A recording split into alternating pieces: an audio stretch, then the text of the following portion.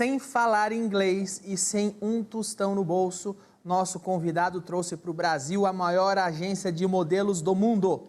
Ele se tornou um dos empresários mais respeitados do mercado e virou parça do presidente Donald Trump. A história dele é tão boa que virou livro, ele inventou até um foodômetro, um fodômetro, não sei, ele vai falar disso com a gente aqui, Diguinho. Ricardo Bellino!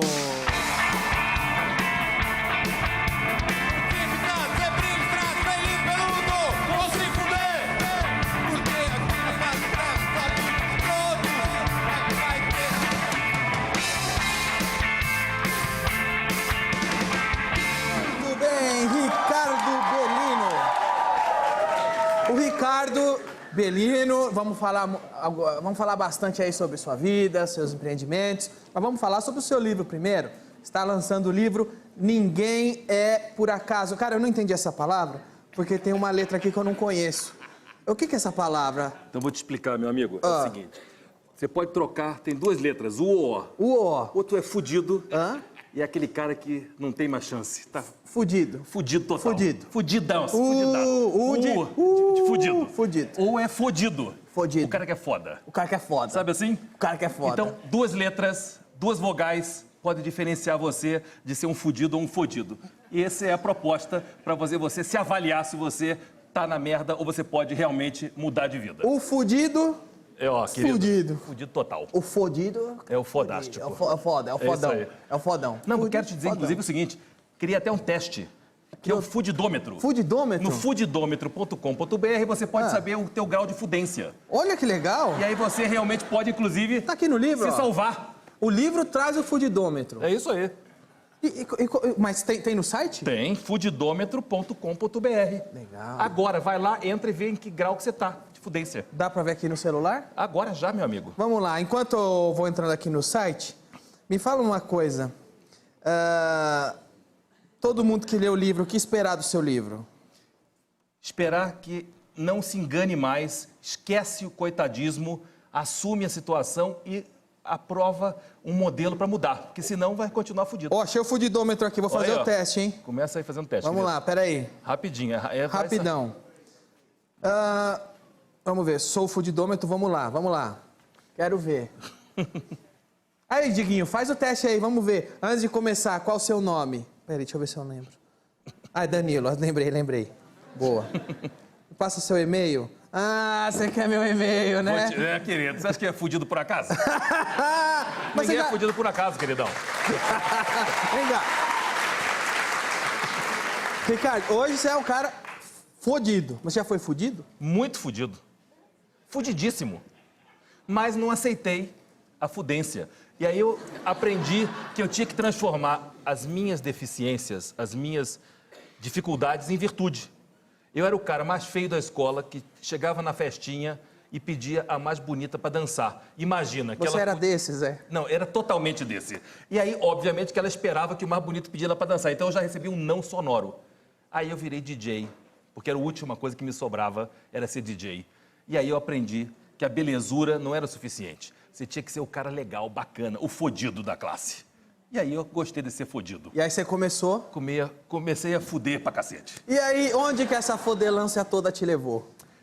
Ô, Danilo, você sabe que nessa época que eu estava buscando, como qualquer jovem buscando na ansiedade de procurar uma oportunidade, eu leio uma matéria numa revista.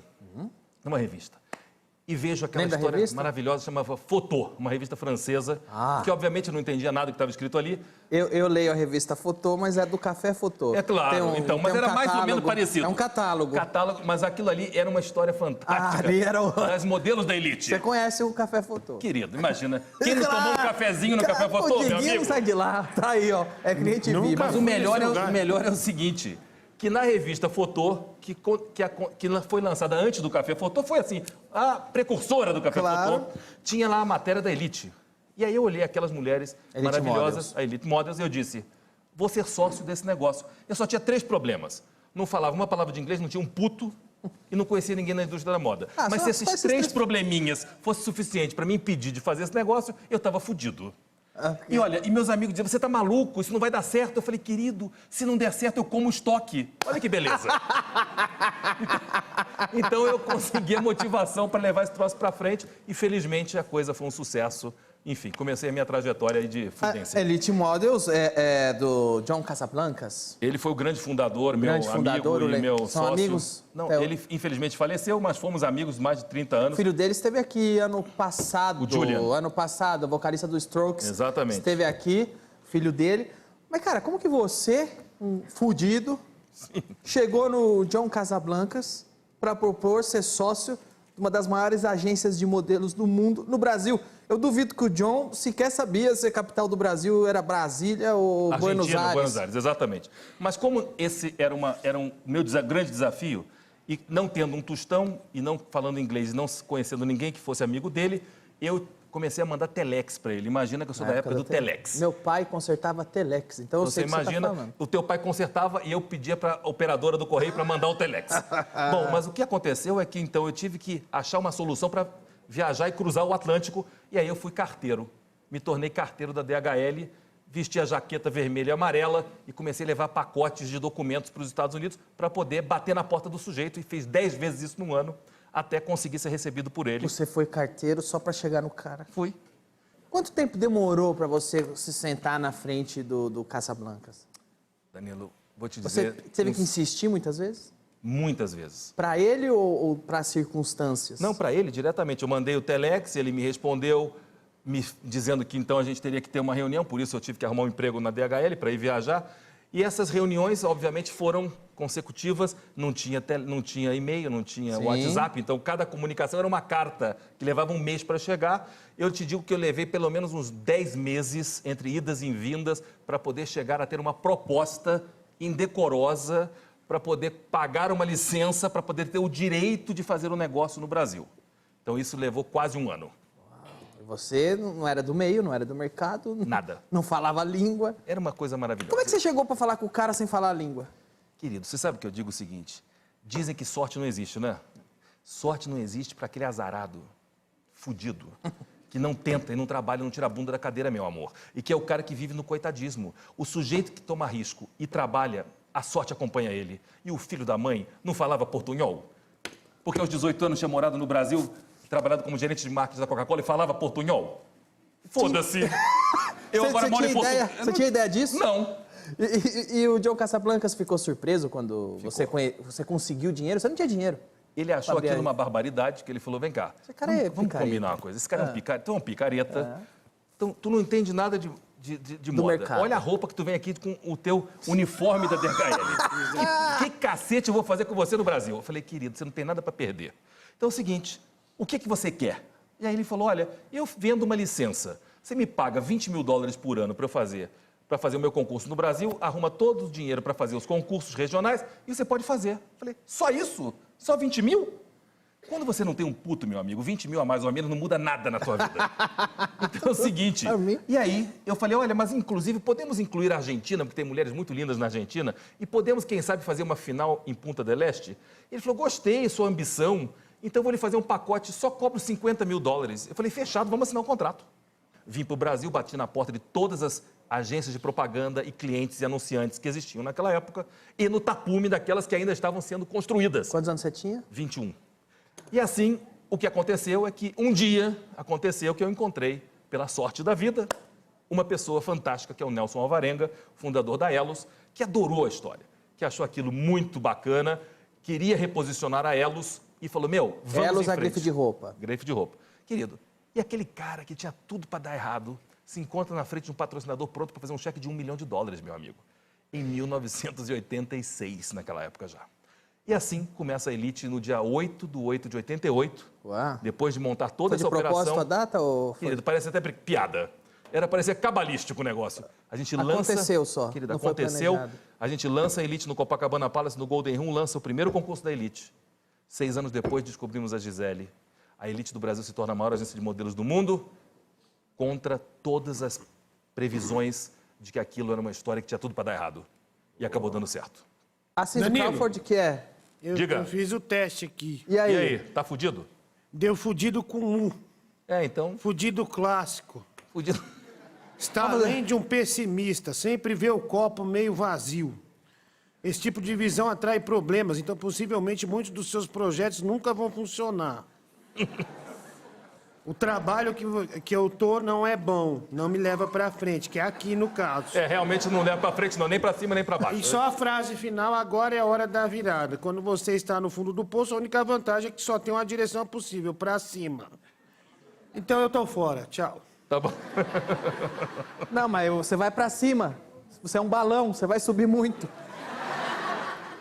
Ó, eu vou te dar o livro do Ricardo pra você ler, tá bom? A Cindy Crawford veio na inauguração? Foi na inauguração? Cindy Crawford veio na época, em 1990, Que ela quando era a grande estrela. Ela era super, hiper, mega moda. Era. E realmente, você imagina para aquele garoto poder, em 88, fazer a final nacional do concurso da Elite, em 89, fazer a final latino-americana e inaugurar o Memorial da América Latina, e em 90, trazer a Cindy Crawford, a Gracie Jones, e fazer a final mundial da Elite aqui no Brasil. Uau! Vamos fazer o seguinte, vamos fazer um rápido intervalo. A gente volta já já com mais Ricardo Bellino. Não sai daí.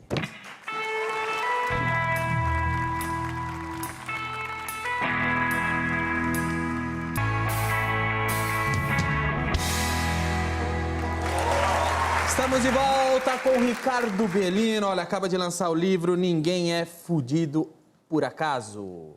Tá aqui, olha, no seu livro aqui, no capítulo 4, tem a foco, a lei dos 3 minutos. Tá aqui. Você consegue explicar a lei dos 3 minutos em menos de 3 minutos? Querido, posso.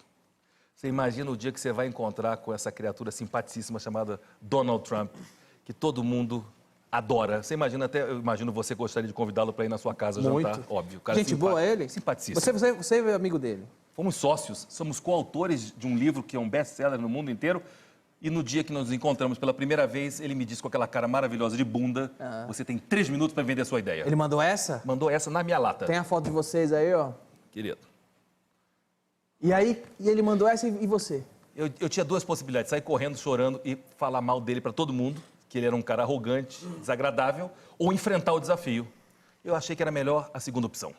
E aí eu comecei a fazer algumas perguntas para ele que ele não sabia responder. E eu aprendi, Danilo, na minha escola da vida, que mais importante do que ter a resposta certa é fazer a pergunta certa. E aí eu perguntei a ele se ele conhecia a indústria do luxo no Brasil, que nós temos a 2ª maior frota de jatos privados do mundo no Brasil, a primeira em helipontos em São Paulo do mundo, e ele não sabia de nada. Eu disse, querido, você como a marca mais importante do mercado imobiliário americano, tem que olhar para o Brasil como um mercado de oportunidade e eu acho que o mercado está pronto para receber a tua marca. Ele achou aquilo muito simpático, que aquele atrevimento em 3 minutos realmente foi quase que quebrar o paradigma do impossível. Tirou os caras da sala, me chamou, ficamos 1h30, 24 horas depois assinamos uma carta de intenções e criamos um fundo de investimento juntos. Uau! Se não tivesse um livro publicado e os teus telespectadores pudessem entrar no Google agora e confirmar, podia parecer conversa de maluco, mas a conversa de maluco virou uma história maravilhosa, uma amizade incrível, enfim, e mais importante, um aprendizado que na vida o tempo vale muito e a gente tem que respeitar o tempo dos outros. Mas enfim... Agora, uma coisa legal que você trouxe para o nosso país foi a campanha do câncer de mama. Olha, Danilo, isso foi uma outra história fantástica. Eu, quando o líder da indústria da moda e da beleza, como, na verdade, o dono da Elite, eu estava em Nova York na semana de moda, passo pela vitrine da loja do Ralph Lauren, vejo aquela camiseta com aquele círculo azul, com aquele alvo, né? Essa daqui, né, ó? Essa camiseta, exatamente. Eu entro na loja, pergunto para os vendedores do que se tratava e me explicaram que aquilo ali se tratava de uma campanha de conscientização para as mulheres, porque 7 em 10 mulheres na América podem desenvolver o câncer de mama. E com a conscientização da mulher, quer dizer que ao se tocar a mama, a mulher ela pode identificar um nódulo em estágio prematuro. Isso quer dizer salvar vidas. Total. Quando elas me explicaram, eu fui lá e comprei 2 camisetas. Vim para o Brasil, fui a Blumenau, falar com meu amigo Fábio Hering para desenvolvermos a campanha no Brasil. Ouvi todo o tipo de objeção que você pode imaginar para não fazer a campanha. Mas eu tinha uma convicção de que aquilo tinha que ser feito. Que tipo de objeção tem? Mas peraí, você vai fazer uma campanha que vai salvar vidas de mulheres, as mulheres vão descobrir que está com câncer, não me parece uma coisa boa. Que tipo de objeção tem? Na verdade, a dimensão da campanha na América, que tinha vendido 300 mil camisetas, quando eu trouxe esse case para cá, eles me disseram, olha, vai vender 30 mil aqui, porque o Brasil é 1/10 dos Estados Unidos. Vai te dar trabalho, vai te custar dinheiro, e eu não sei se o movimento e o esforço se justifica. Eu falei, não, meu amor, você não entendeu. Eu não vim perguntar o que você acha.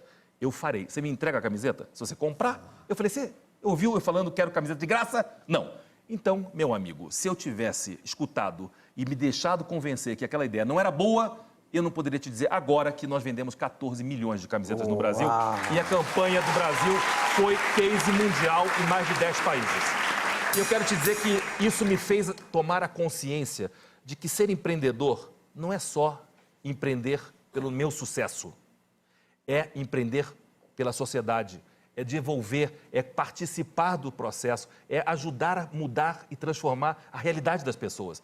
Porque tá tudo bem, eu sou capitalista, gosto de coisa boa, dinheiro, carro bom, relógio bom, casa bonita, restaurante bom. E o que é o compromisso com o social?